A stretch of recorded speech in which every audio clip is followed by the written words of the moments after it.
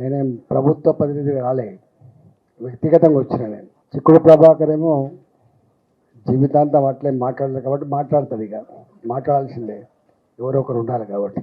కాళోజీ సీనేమో ఈ మధ్యకాలంలో ప్రజల పక్షాన బాధితుల పక్షాన అండగా ఉంటుండు కాబట్టి, పిలిచిన వాళ్ళు గట్టిగా చెప్పరు కాబట్టి, పిలిచిన వాళ్ళు ఏమో గట్టిగా చెప్పరు కాబట్టి గట్టిగా చెప్పాల్సిన ఎక్కడ ఉన్నది.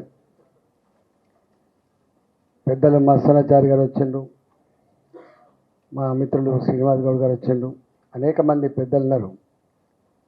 నేను ఎక్కువ ఉపన్యాసం ఇవ్వడం రాలే, కానీ అత్యంత బాధాకరమైన జీవితాన్ని గడిపే వాళ్ళంతా కూడా ఈ అవుట్సోర్సింగ్ కాంట్రాక్ట్ ఉద్యోగులని బలంగా ఫీల్ అవుతున్నా కాబట్టి వచ్చిన నేను ఇక్కడ.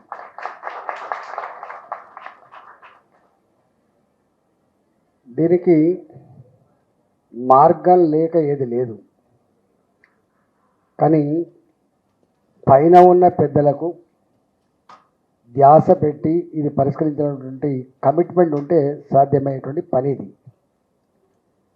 నేను కూడా 5 ఏళ్ళు ఆర్థిక మంత్రిగా ఉన్నా కాబట్టి అసలు ఆర్థిక శాఖకి ఈ ఉద్యోగుల మొత్తం సమస్యలన్నీ ఆ డిపార్ట్మెంట్ కిందకి వస్తాయి. వాస్తవంగా నేను కూడా కొన్ని ఆర్గ్యుమెంట్స్ పెట్టేది చేసినాం, కానీ సాధ్యం కాలేదు.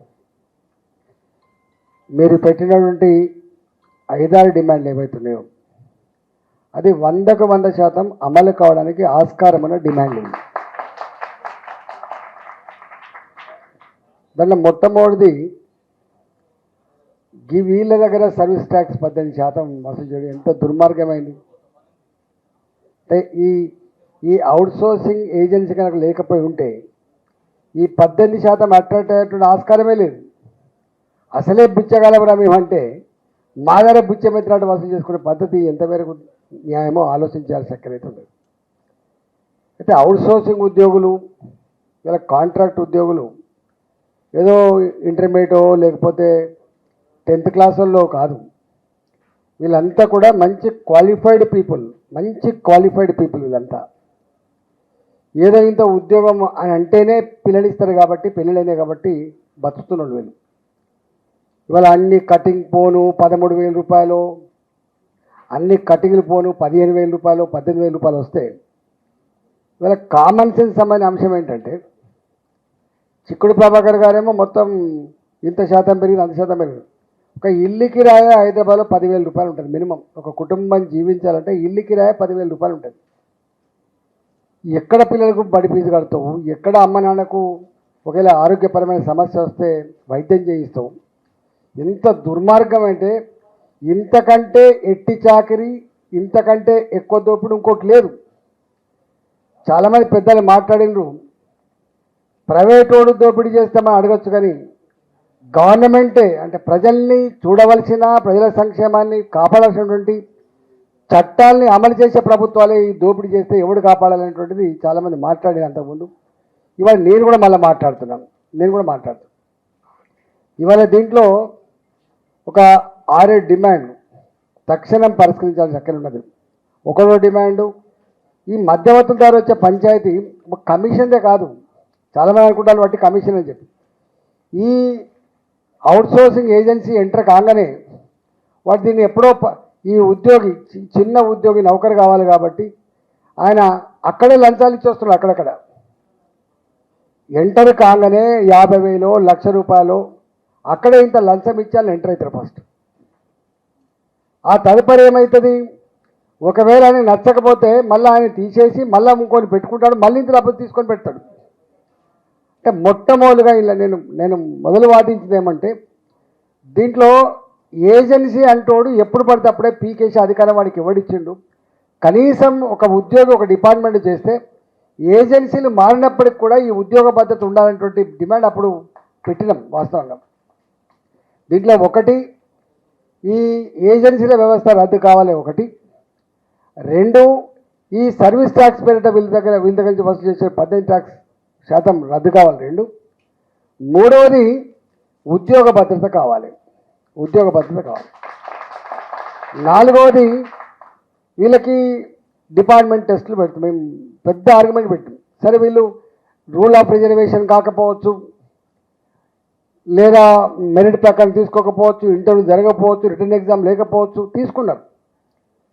ఇట్లాంటి సందర్భంలో పర్మనెంట్ చేసే అధికారం కోర్టుల వల్ల లేదని చెప్పి అనుకున్నప్పుడు ఆనాడు మనం ఇంటర్మీడియట్లో చెప్పేటువంటి లెక్చర్లకు కానీ డిగ్రీలో చెప్పేటువంటి వాళ్ళకి కానీ ఏం చేసినామంటే అప్పుడు సమాన పనికి సమాన వేతనం అమలు చేశాం.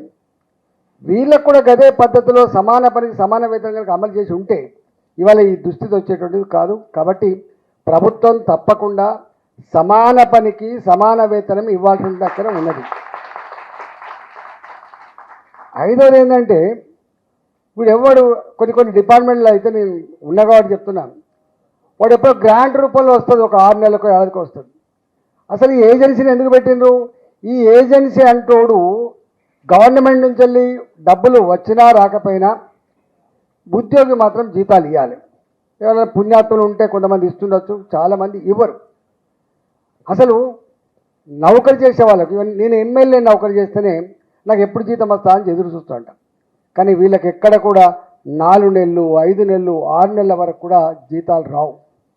ఇల్లు కిరాడు సతాయిస్తాడు. నేను అడుగుతా ఉన్నా, నీ కరెంటు బిల్లు కట్టకపోతే నువ్వు కరెంటు కనెక్షన్ ఇస్తావా? నల్ల బిల్లు కట్టకపోతే కరెంటు కనెక్షన్ నల్ల నీళ్ళు వస్తాయా? డబ్బులు లేక ఉద్దర ఎక్కితే బస్సులో టికెట్ కట్ చేయకుండా ఉంటావా? అసలు ఇల్లు కిరా ఇవ్వకపోతే వాడు ఇంటికాడ ఉంచుతాడా? బడి ఫీజు కట్టకపోతే పిల్లల్ని బడిలో ఉంచుతారా? అంటే సోయి కనీసం కామన్ సెన్స్ ఇదంతా కూడా. అదే పెద్దవాళ్ళకంటేనేమో అప్పు పుడుతుంది కావచ్చు, బ్యాంకులకి వెళ్ళి తీసుకొచ్చుకుంటారు కావచ్చు. కానీ ఈ చిన్న ఉద్యోగికి అప్పిచ్చినోడు కూడా ఉంటాడు, గుర్తుపెట్టుకోండి. అప్పిచ్చేవాడు లేక ఎంత నరకం అనుభవిస్తారో, ఇక ఆ కుటుంబం అనుభవించే నరకం అది మాటల్లో చెప్పనంత ఉంది. కాబట్టి ఎక్కడ కూడా ఈ అవుట్సోర్సింగ్ ఉద్యోగులకి చాలా రేరుగా 31st అంటే 31st ఫస్ట్ వస్తుంది. కానీ అదర్వైజ్ వీళ్ళకి ఎప్పుడో గ్రాంట్ వచ్చినప్పుడు వచ్చే ఆస్కారం ఉంటుంది. ఇవాళ పర్మనెంట్ ఉద్యోగాలు కావాలి, నింపద్దని అంటలేము. కానీ ఇక్కడ వీళ్ళు ఎప్పుడైతే ఒక వర్క్లో అలవాటు అయిపోతారో, మనం చూస్తూ ఉంటే సైకలాజికల్గా ఏముంటుందంటే, ఈ ఒక వైద్య శాఖలో ఒక వర్క్లో ఇన్వాల్వ్ అయితే ఇక అదే ఉంటుంది. మళ్ళీ చదువుకోవాలి, మళ్ళీ ఎగ్జామ్ రాయాలి, మళ్ళీ నౌకరు కొట్టాలంటే చాలా తక్కువ మంది ఉంటారు. 90% మంది ఇలా అడ్జస్ట్ అయిపోతారు. ఒక పనికి అడ్జస్ట్ అయిపోయిన తర్వాత మళ్ళీ ఒక 15 ఏళ్ళకో 20 ఏళ్ళకో నువ్వు టక్కన పర్మనెంట్ ఉద్యోగం వస్తుందని చెప్పి తీసి పడితే వాళ్ళ బతికేం కావాలి? ఇప్పుడు ఒక డిపార్ట్మెంట్లో పనిచేస్తున్నప్పుడు అనుభవాన్ని సంతరించుకున్న తర్వాత వాళ్ళను తప్పకుండా అదే పనిలో ఉద్యోగ గ్యారంటీ ఇవ్వాలని డిమాండ్ ఉందో 100కు 100% కరెక్ట్. 40 ఏళ్ళ తర్వాత మనం దాంట్లో ట్రాక్లో ఉన్నప్పుడు చదవడం వేరు, ట్రాక్లో ఉన్నప్పుడు ప్రిపేర్ కావడం వేరు. 40 ఏళ్ళ తర్వాత మళ్ళీ పుస్తకాలు కొనుక్కొచ్చుకొని చదవాలంటే ఎక్కడ సాధ్యమవుతుంది? ఎక్కడ ఉంటాడు? కాబట్టి వీళ్ళకి ఖచ్చితంగా ఉద్యోగ భద్రత అనేటువంటి సబ్జెక్ట్ అవుతుందో 100కి 100% అమలు చేయాలి. 100% అమలు చేయాలి. తర్వాత ఇక వాడు కడతాడు ఈపీఎఫ్, లేకపోతే లేదు. వాడు ఈఎస్ఐ కడతాడు, లేకపోతే లేదు. వాడు దయాదాక్షిణ్య మీద చాలా దిక్కుల అసలు ఈపీఎఫ్ కట్టాడు వాడు, ఈఎస్ఐ కట్టాడు వాడు, ఒక్కోసారి జిఎస్టీ కూడా ఎగబెడతాడు వాడు. గవర్నమెంట్ ఇచ్చే పైసలు కూడా గవర్నమెంట్ కట్టకుండా, అంటే కార్మికుల కోసం కట్టకుండా ఎగబెట్టేటువంటి ఏజెన్సీలు ఎన్నో ఉన్నాయి. వాళ్ళ మీద చర్యలు లేవు, అసలు ఎవరు పట్టించుకుంటూ లేడు. అందువల్ల ఇవాళ ఈపీఎఫ్ కానీ ఈఎస్ఐ కానీ జిఎస్టీ ఉండదు అంటున్నాం మనం. జిఎస్టీ క్వశ్చన్ ఉండదు అంటున్నాం మనం. గివిల మీద జిఎస్టీ ఏముంటుంది? కాబట్టి ఇవాళ మీ ఆ డిమాండ్ అయితే ఉందో జిఎస్టీ, మీరేమో జిఎస్టీ కడతలేరు అంటున్నారు, నీ జిఎస్టీ వద్దంటున్నా ఈ సిస్టంలో. ఇలా ఉద్యోగం ఎట్లయితే మనకు 12 లక్షల వరకు ఇన్కమ్ ట్యాక్స్ ఉండదో, 12 లక్షల వరకు ఇన్కమ్ ట్యాక్స్ ఉండదో, వీళ్ళకు కూడా గట్టిగా అప్లై చేయాలి తప్ప వాళ్ళకి ట్యాక్స్ విధానం వాళ్ళకు లేదు. మనం సర్వీస్ అనేటువంటి ఈ సబ్జెక్ట్ని తీసేయాలని చెప్పి నేను డిమాండ్ చేస్తున్నాం. అదేవిధంగా ఇవాళ ఇది చెప్తే కూడా, ఎందుకంటే నేను విని ఉన్నా కాబట్టి ఒక 5 ఏళ్ళుగా డిపార్ట్మెంట్ ఉన్నా, అసలు చాలా బాధలు ఉంటాయి.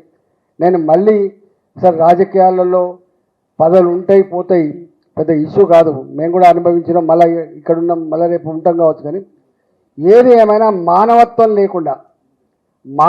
లేకుండా ఇన్ని లక్షల మంది కుటుంబాల జీవితాలతో చెలగాటమాడే ప్రయత్నం చేయొద్దని చెప్పి నేను డిమాండ్ చేస్తున్నాను. మీకు కార్డు సరే ఈహెచ్ఎస్ ఉద్యోగులకే చక్కగా లేదు, వీళ్ళకైతే తప్పకుండా కావాలి. మీకు తెలుసు వాళ్ళు ఏమంటారంటే మీరు కార్డు ఉంటుంది కదా, ఎట్లా హెల్త్ కార్డు ఉంటుంది కదా, మీకు ఆరోగ్యశ్రీ కార్డు ఉంటుంది కదా చేసుకోమంటున్నారు. సరే ఆరోగ్యశ్రీ కార్డు ఉంటుండొచ్చు, వీళ్ళంతా బీపీఎల్ ఫ్యామిలీ కింద అవుతా కానీ ఉన్నల కింద ఏమి రారు, అది వేరే విషయం. కానీ ఓ డిపార్ట్మెంట్లో పనిచేస్తున్నప్పుడు తప్పకుండా ఒక హెల్త్ కార్డు అంటూ ఉంటే ఒక గ్యారెంటీ ఉంటుంది, దీంతో సర్వీస్ చేసేందుకు నా డిపార్ట్మెంట్ గుర్తించింది, నేను ప్రభుత్వంలో పనిచేస్తున్నటువంటి ఒక మెంటల్ అది ఉండే ఆస్కారం ఉంటుంది. కాబట్టి వీళ్ళకి ఏముంటుంది చెప్పండి, మీరు తప్పకుండా వీళ్ళకు ఆరోగ్య బాధ్యతలు నిర్వహించడం కోసం హెల్త్ కార్డు ఇవ్వాలని చెప్పి నేను డిమాండ్ చేస్తున్నాను. తర్వాత చనిపోతాం, మీకు తెలిసి అలా ఇవాళ ఉన్నటువంటి ఉద్యోగులు కూడా పెద్ద బెనిఫిట్స్ వస్తలేవు. సింగరేణిలో బలరామ్ ఒక ఎక్స్పెరిమెంట్ చేసిండు, మా కార్మికుడు చచ్చిపోతే ₹1,00,00,000 అని చెప్పి. ఇది పెద్ద ఇన్సూరెన్స్ కంపెనీ కొన్ని వేల కోట్లేం కాదు, చిన్న అమౌంట్ తోటి ఎప్పుడు చనిపోతాడు కాదు, ఎప్పుడో ఒక చనిపోతాడు. ఆ చనిపోయిన కుటుంబం దిక్కులేని కుటుంబంగా బజార్లో పడద్దనేది వాళ్ళ కోరిక. కాబట్టి ఇవాళ ఇన్సూరెన్స్ స్కీమ్ వాళ్ళకి ₹5 లక్షల ₹10 లక్షల కాకుండా ఇవాళ ఆరోగ్యపరంగా హెల్త్ సమస్యలతో చనిపోతేనేమో దానికి ఎక్కువ డబ్బులు కట్టాల్సి ఉంటుంది. కానీ ప్రమాద బీమా ఏదైతే ఉందో ఆ ప్రమాద బీమాలో ₹50 లక్షల ₹1,00,00,000 కనుక ఉంటే విధి నిర్వహణలో భాగంగా ఎప్పుడైనా చనిపోతే ఆ కుటుంబాలు రోడ్ల మీద పడకుండా ఉండే ఆస్కారం ఉంటుంది. కాబట్టి తప్పకుండా వాళ్ళకి ఇన్సూరెన్స్ పాలసీ అమలు చేయాలని చెప్పి నేను డిమాండ్ చేస్తాను. ఇది ₹1,000 కోట్ల సంబంధించిన కాదు, చాలా చిన్న అమౌంట్తో అయ్యేటువంటి ఆస్కారం ఉంది. కాబట్టి దాన్ని కూడా చేయాలని చెప్పి కోరుతా ఉన్నాం. ఎప్పుడు మీరు చిక్కుడు ప్రభాకర్ జీవితాంతం కొట్టాడాల్సిందే, ఎందుకంటే ఓడ్డెక్కేదాకా ఓడమల్లప్ప, ఓడ్డెక్కినాక బోడమల్లప్ప. మనం వీడిని దించి వాడిని తెస్తాం, వాడిని దించి మళ్ళీ వీడిని తెస్తాం, ఇదే బాధ తప్ప ఎవడు కూడా కనీసం ఏంది అసలు ఇవి అత్యంత దుర్మార్గంగా కొనసాగుతూ ఉంది. ఇది బాధ అనిపిస్తుంది. కానీ మనం ఏం చేయలేమని అనుకోవద్దు, కానీ తప్పకుండా చేసే రోజులు వచ్చినప్పుడు చేయాలి. తప్పకుండా మీరు ఆలోచన చేయాలి. మనం ఐక్యం కావాల్సిన అక్కర ఉందని చెప్పి తెలియజేస్తూ నేను చివరిగా నాకు ఇంకో మీటింగ్ ఉంది కాబట్టి దాసీను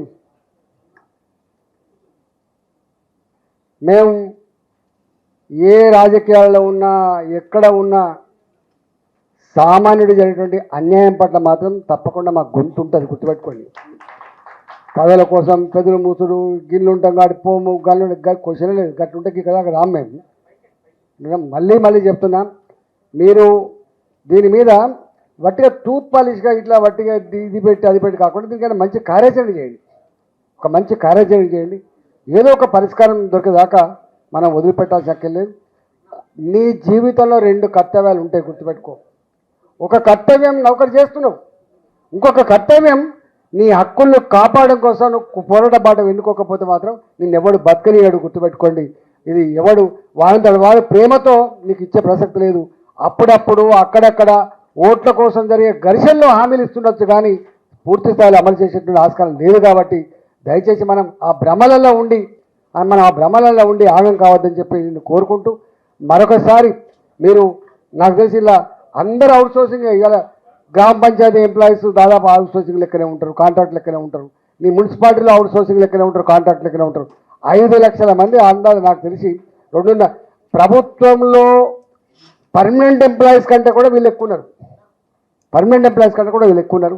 అన్ని రంగాల్లో ఇంకా గమ్మత్ ఏంటంటే వీళ్ళు లేకపోతే ఆఫీసర్ ఉన్నాడు. అసలు ఎవరైనా సిన్సియర్గా పనిచేస్తున్నాడు తెలుసా? అవుట్సోర్సింగ్ ఉద్యోగం సిన్సియర్గా పనిచేస్తాడు. ఎందుకంటే నా యజమానికి నా ఆఫీసర్కు మంచి మా గుడ్ లుక్స్లో ఉండాలి, నన్ను మంచిగా చూసుకుంటున్నటువంటి దాంతో వాళ్ళు పనిచేస్తారు. ఇంకా పర్మనెంట్ ఎంప్లాయీ గురించి నేను వేరే మాట్లాడతలేదు, కానీ ఇలా వాళ్ళకంటే కూడా లీవులు పెట్టుకోకుండా ఎగబెట్టకుండా పొద్దున్నే వచ్చి సాయంత్రం దాకా ఉండి చెప్పిన పని ఒక యంత్రంలాగా చేసేవాడు ఎవరంటే అవుట్సోర్సింగ్ ఉద్యోగి. వాళ్ళకి పెట్టుకోండి. ఇవాళ ఆఫీసులన్నీ కూడా వాళ్ళతో నడుస్తున్నాయి. దీంట్లో మంచిగా నేర్చుకుంటున్న వాళ్ళు నీ పర్మనెంట్ ఎంప్లాయీల కంటే ఎక్కువ నేర్చుకొని పనిచేసే వాళ్ళు కూడా ఉన్నారు. నేను పర్మనెంట్ ఎంప్లాయీని కించపరుస్తాను కానీ ఉన్నారు.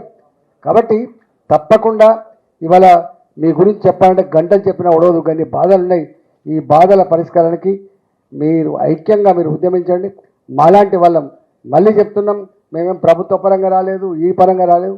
మీ సమస్యలు తెలిసిన బిడ్డగా నేను ఇక్కడికి వచ్చినా తప్పకుండా మీలాంటి వాళ్ళకి అండగా ఉంటామని చెప్పి తెలియజేస్తూ నమస్కారం.